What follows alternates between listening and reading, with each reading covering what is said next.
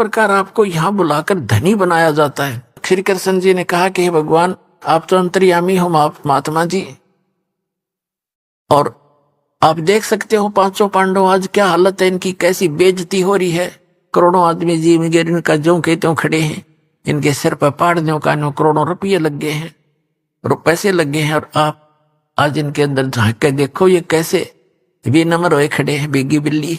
ऐसे करो भगवान, हमारी जितनी भी ये वहां से चलकर आपके तक आने में बनी है कदमों की, आप 100 रख लो और बाकी हमारी झोली में डाल दो, हमारा उद्धार हो। कहते साधु भूखा भाव का, धन का भूखा ना, अर्जय कोई धन का भूखा हो, संत नहीं, वो साधु भी ना। तो परमात्मा तो उनकी आस्था देखना चाहते थे। तो परमात्मा ने कहा कि भीमसेन अखां जी, जब तो कति न्यो सीधा खड़ा न्यू होकर के हाथ जोड़ के कि मेरी ये सुमरणी उतार माला थी, माला जो मन क्या वाली आप मंत्र करते हैं, खुट्टी का टांग रखी थी। अब पहलवान उठा और लग गया माला उतारन, उतरी नहीं, पसीना आ गया, नु खूब हंगा ले रहा। परमात्मा बोले रे पहलवान तो डींग मारे था कि एक के मारू था 4 मरे थे, अरे ये माला ना उतरती तेरे पे। अपने आत्मा परमात्मा ये दिखाना चाहते थे इनका दिल डट जा, कोई है वस्तु, कोई है संत, वहीं उनका जो दिल भी डट गया, वह ताकत न्यारी है। परमात्मा ने हटका कि आजा खड़ा हो जाए इधर, और ऐसे हाथ किया था, अपने आप माला उतर कर मालिक के हाथ में आ गई बैठे बैठे के।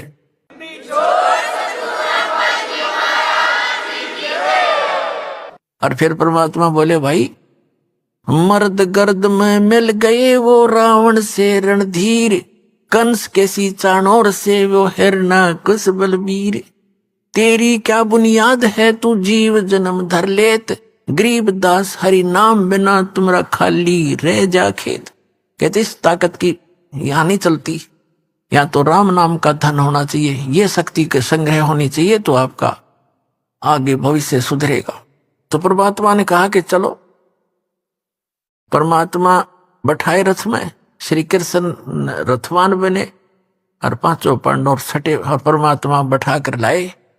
अब वाल्मीकि जाति के व्यक्ति कैसे रहते थे, आदिवासी की तरह, कपड़े मैले कुचेले से, दाढ़ी बढ़ी हुई, सिर की छोटे छोटे बाल पड़े और जूते टूटे हुए, धूल लगी हुई पैरों में, धोती सी बांध रखी, लपेट रखी, और यज्ञ के अंदर बैठे हुए मंडलेश्वर ऋषि, 9 मोटे मोटे पेटाले और गल में जनेऊर तिलक लगा रहा खेर, नो आसन न्यारे न्यारे ला रहा खेर, जच के बैठे सारे 33 करोड़ देवता, 88,000 ऋषि, 12 करोड़ ब्राह्मण, 4 तिलक लगा के। जब कबीर साहब प्रवेश हुए तो सभी देख रहे हैं, और वो क्या कह रहे हैं आपस में कि इनके पाप ही इतने हैं, अब शंख कैसे बजे, इन घोर पाप कर रखे।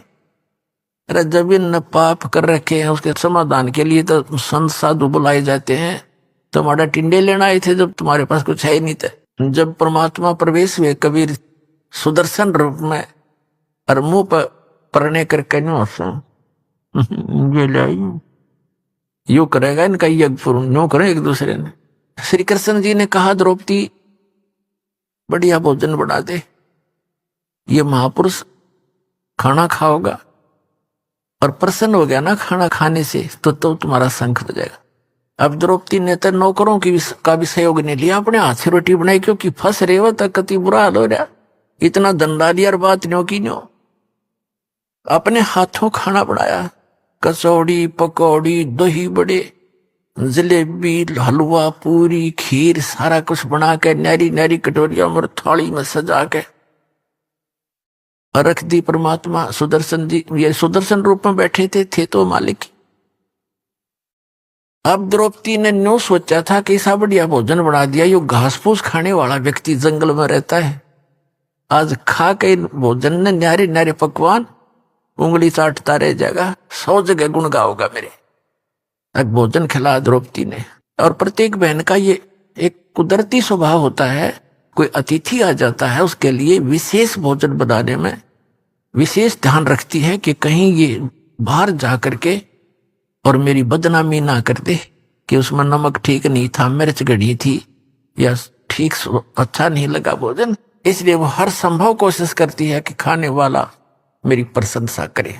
द्रौपदी ने इसी उद्देश्य से भोजन रखा और परमात्मा ने, वो तो लीला करते हैं, उन्होंने क्या किया कि ये मन आज तक नारे नारे स्वाद कर लेगा और कल हमने तो फिर घास फूस खाना, ये तो फिर बिगड़ गया। उन्होंने क्या किया, अब सुदर्शन जो था वो 5 ग्रास खाता था। उसने अपना नियम बना रखा था कि एक जब भी खाना खाऊंगा, जैसे 1 फिर 2 3 4 5 ग्रास खा के बंद कर देता था।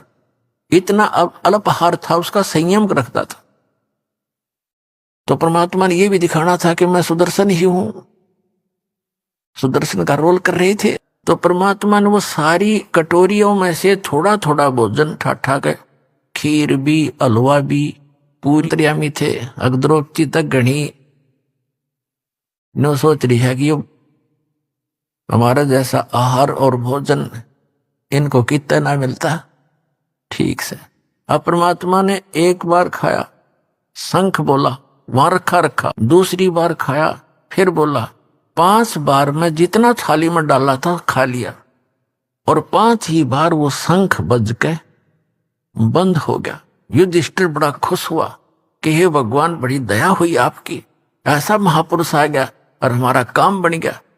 तो श्री कृष्ण जी ने कहा, काम को नहीं बना अभी, यू शंख तो कंटिन्यू बजना चाहिए था, बहुत देर तक बजेगा, ये तो 5 बार बजा है, इसे बात नहीं बनी।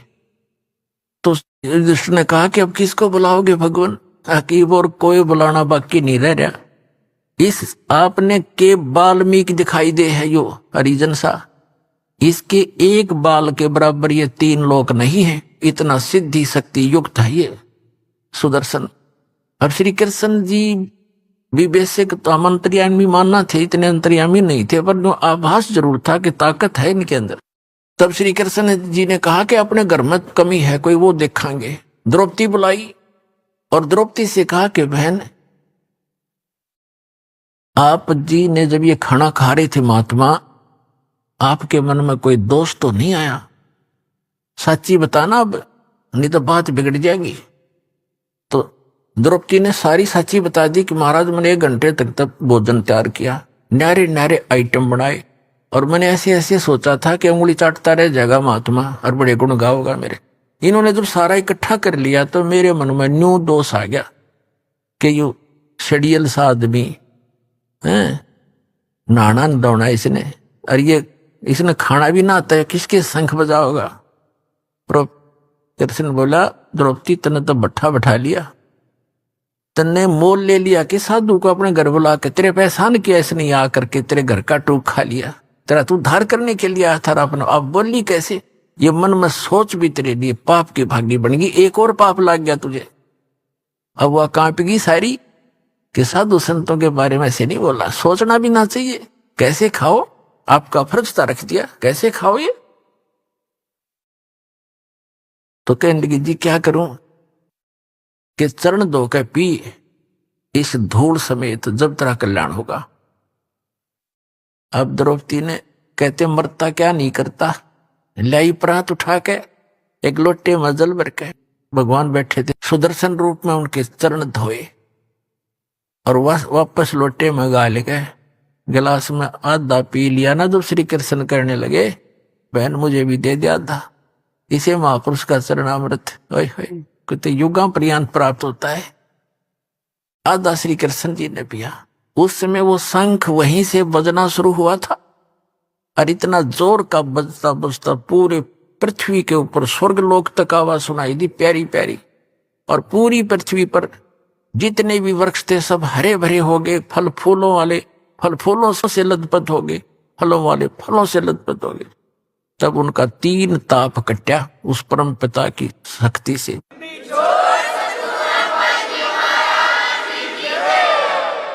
तुम कौन राम का जपते जापम, तात कटे ना तीनु तापम। समर्थ का सरनाग हो, रंग होरी हो, कभू न हो एकाज राम रंग होरी हो। तो पुण्यात्माओं, सौभाग्य आपका, आपको ये सुख तो यहां फ्री में मिल लेंगे, क्योंकि हम वो 500 यज्ञ कर रहे हैं जो युधिष्ठिर पांडुआ ने एक कई यज्ञ करी थी। आज आप देख रहे हो 5 दिन का समागम चल रहा है और कई हजारों की संख्या में पुण्यात्मा परमात्मा की प्यारी आत्मा आई हो। ये सभी भक्त हैं, सभी परमात्मा का सुबह उठते हैं, शाम दिन रात चर्चा करते हैं, घर पे जाते हैं, वहां भी इतना कोर्स दे रखा आपको भक्ति का, जैसे बालकों को सिलेबस न्यारा होम टास्क अलग से, तो इतना कोर्स दे दिया, इस बिना आपका उद्धार नहीं हो सकता। कभी आरती कर रहे हो, कभी नित्यनेम कर रहे हो, कभी रमैनी कर रहे हो, कभी प्रथम मंत्र, कभी सेकंड मंत्र, फिर वाणी पढ़ रहे हो, कहीं सेवा कर रहे हो, दान कर रहे हो।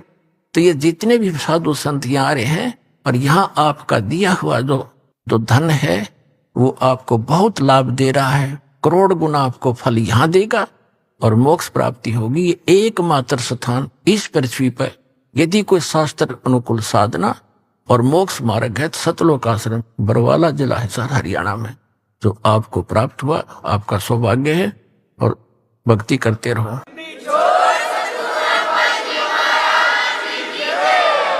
दर्शकों, हम आज ऐसे समाज में जी रहे हैं जिसमें मानव समाज यही चाहता है कि उसे सुख सुविधाएं प्राप्त हो तथा शारीरिक और मानसिक सुख भी हो।